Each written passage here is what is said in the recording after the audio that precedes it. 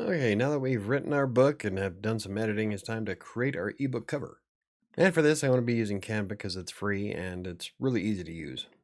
On a side note, when you decide to record your own tutorials, make sure that you're not muted.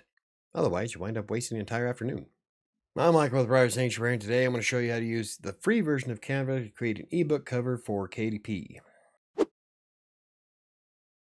As you can see, I've already created the original, which I was walking through the whole process. I did a whole video of me creating this damn ebook cover, but when I went to go edit and upload it to YouTube, I forgot that my mic was muted. So we're going to go ahead and see if we can recreate this in Canva. So Canva usually has templates for just about anything you can possibly think of. So like if we were doing an ebook cover, just a regular ebook cover, we can see that there's one here that's 512 by 800. But that is nowhere near what we need for KDP, because KDP needs 1600 by 2560. So since it doesn't have a template in it for it, we are going to create our own. So we're going to click on create a design, and then we're going to look for actually we're going to hit the custom size here at the bottom, and we're going to do a width of 1600 by 2560. Create new design, and there we go. Now we have the base template for our ebook cover for Kindle Direct Publishing. Now comes the fun part. We need to go to our uploads, because I am going to be using an image. Now you can use all kinds of different templates here. You can slap them in there for all the ones that are free, but none of these are going to work for what we're doing. So I am going to do my uploads, and I am going to add my image that we took when I was on Lookout Mountain. So we go to click on upload media, then we find an uploader image.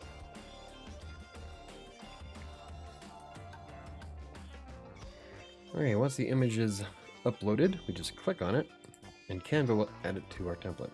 Now, originally this image is massive because it was taken with Sam's Galaxy S21 Ultra, whatever the hell, super powerful.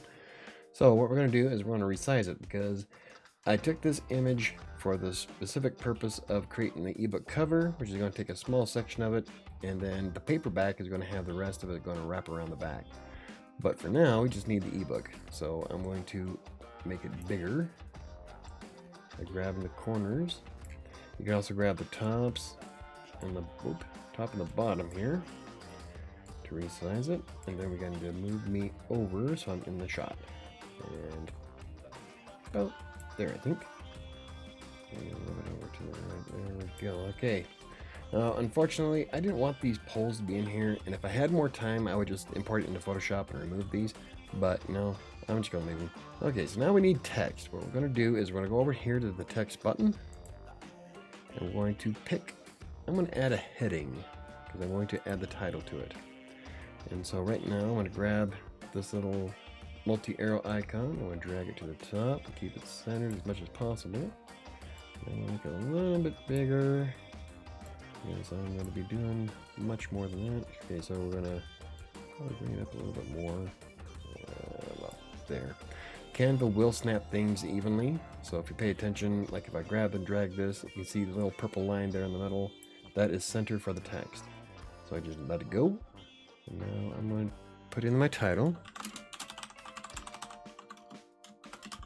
You see how it automatically wraps around, or wraps down to the bottom. So now I don't want that font, so I'm going to highlight the font. I don't think we have to highlight it, we just have to click into it. And we're going to see what kind of fonts we can add. Now we've got, Canva has a whole bunch of different fonts we can add.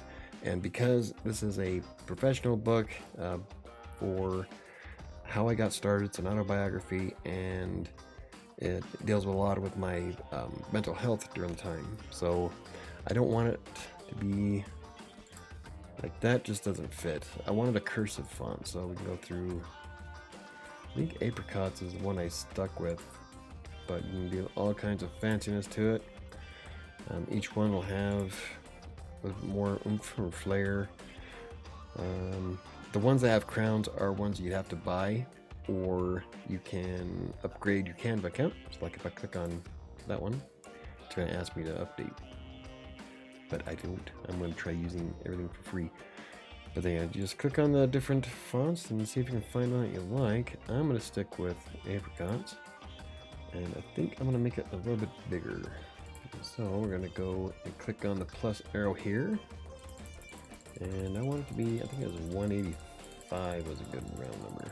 Now we can also just click into it, highlight what we want, and say 185.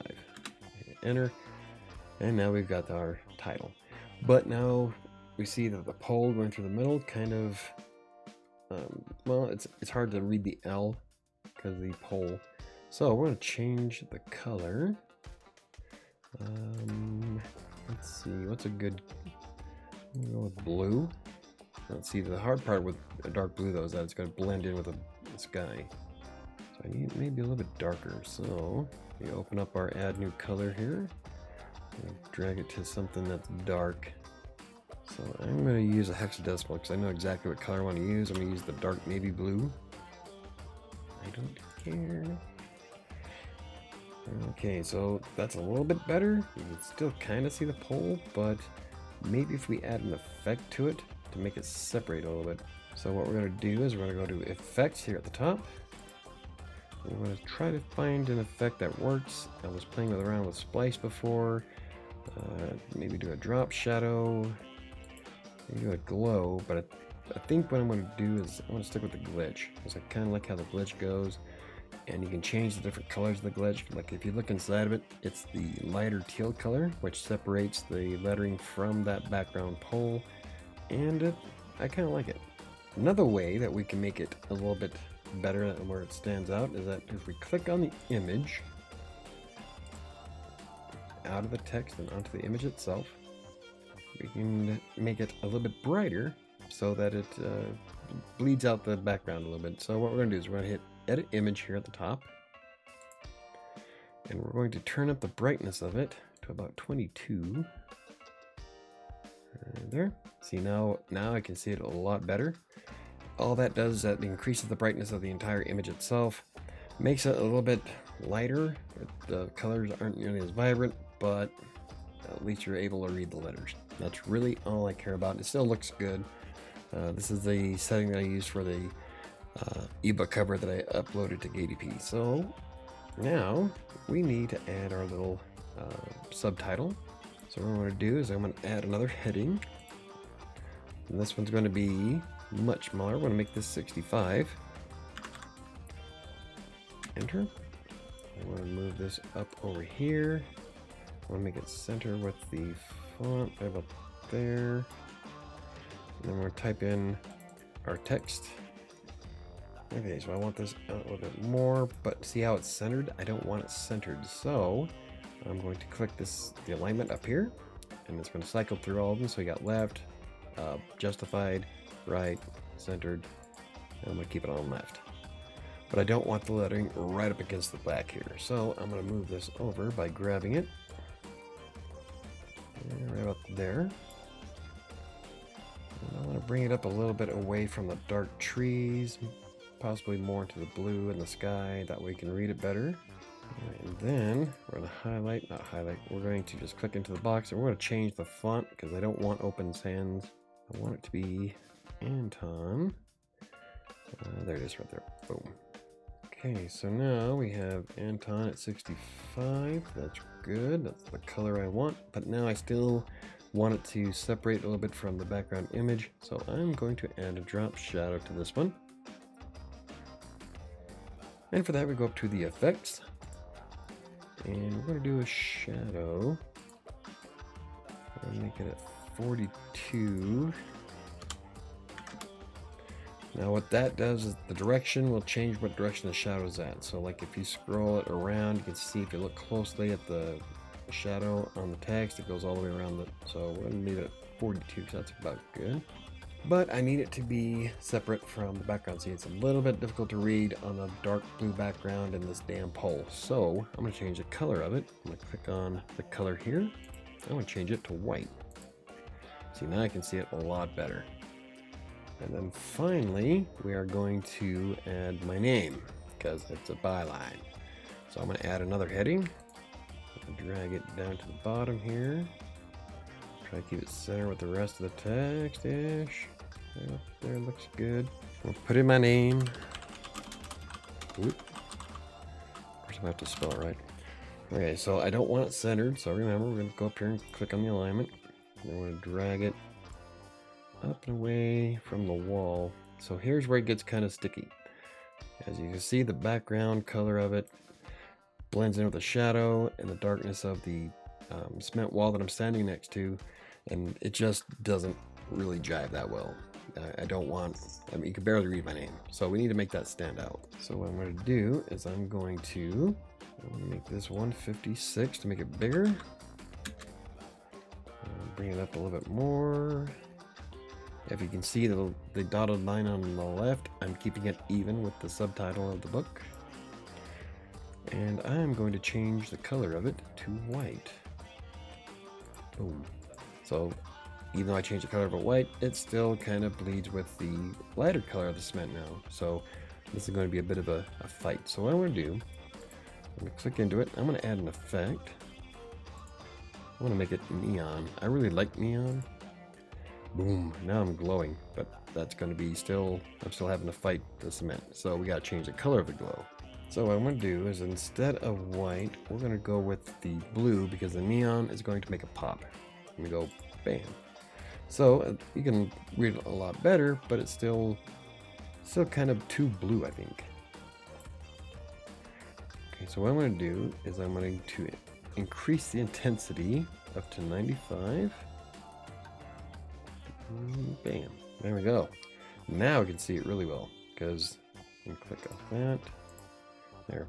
Now though, the white lettering goes over the shadows just fine, and there's enough of a differentiator right here with the different colors from the blue to make it stand out from the cement. So now you can actually read my name.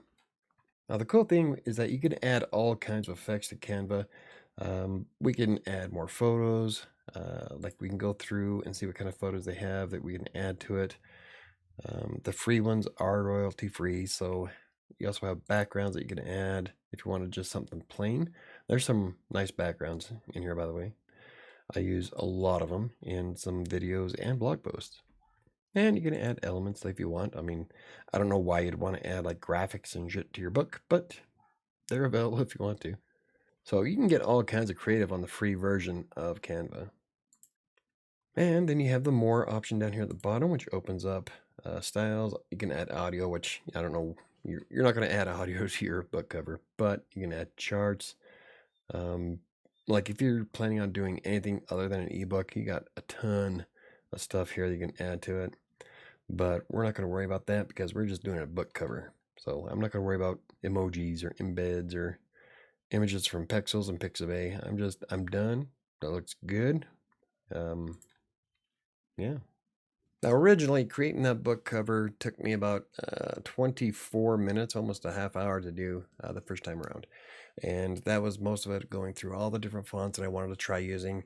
It took me a while to get the neon just right, how I wanted it on the book cover. Plus, I did intensify the colors of the cover originally, and those all can be done in the effects. And there's a ton of stuff you can do in Canva. But as you can see, in less than a half hour, you can come up with something fairly decent. I don't think it looks that bad. I kind of like it, actually. Especially the neon effect. I think I'm going to start using neon on everything. Okay, so once we're done with our cover, we just click on the download up here at the top. I signed up for a free account with Canva, so this is all going to be saved on my account. So I can come back to it and make adjustments and fixes anytime I want. So we just hit the download button, and then it's going to ask us how we want to save it. PNG, JPEG, PDFs. For KDP, we want to save it as a JPEG. Yeah, email. And then we want to hit the download button. And if we paid for Canva, we can make we can change the quality, we can increase the size or decrease it. I mean, there's all kinds of things you can do. So we're just going to hit the download button, and it'll render and download. My browser will actually let me pick where I want to save the file to. I have that set in Chrome, but if you don't have your browser settings set that way, it'll save into your downloads folder. And we can share it if we want, but we're not going to worry about it, so we're going to close that. Another thing we can do if we wanted to be promotional, we can also share it on social media, as give people a taste or a teaser of what the book is coming or what the cover is going to look like. So I can send it to Twitter, Facebook, Instagram. I can send the link in an email, Facebook groups. I mean, if we click the see all, we can send it to Dropbox, OneDrive, MailChimp, Pinterest, LinkedIn. I mean, there's a ton of different things we can do with this image. Might not be a bad idea for marketing purposes. If you want to if you have like a ton of followers on Twitter, you can say, hey, look what's coming. And all you gotta do is just hit the Twitter button. And then you're able to connect your Twitter account and then send it out. Now, you do need to sign up for the free Canva account in order to connect your social media, but I don't see why not, because it's a fairly flexible system and you're probably gonna wind up using the hell out of it. At least I do. Well, there you have it. That's how I made my ebook cover for A Freelancer's Tale that's available on Amazon right now. And the link is in the description down below if you're interested. It's just the story about how I started as a freelance writer, having to deal with a ton of depression and all the steps I took to go from writing on content mails like Text Broker to what I do today. But if you enjoyed the video, hit the like button for more videos about freelance writing, Text Broker, WordPress, self-publishing, or anything else I cover. Hit the subscribe button. Don't forget to hit the notification bell. I think that's going to do it for me today. I'll see you next time.